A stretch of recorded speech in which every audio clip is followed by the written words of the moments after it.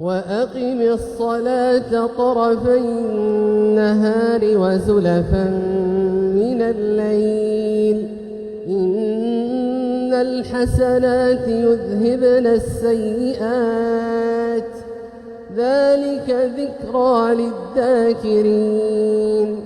واصبر فإن الله لا يضيع أجر المحسنين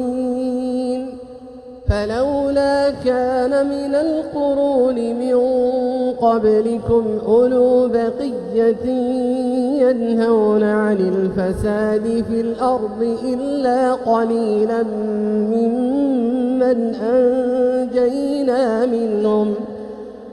واتبع الذين ظلموا ما أترفوا فيه وكانوا مجرمين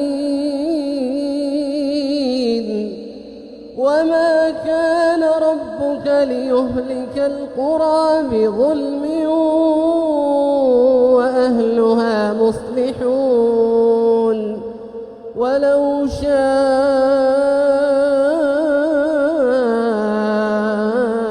ربك لجعل الناس أمة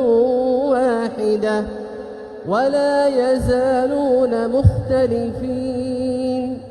ولو شاء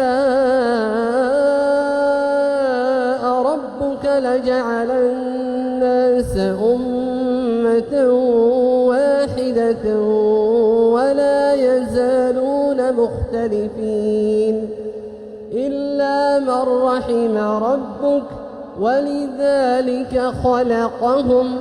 وتمت كلمة ربك لأملأن جهنم من الجنة والناس أجمعين.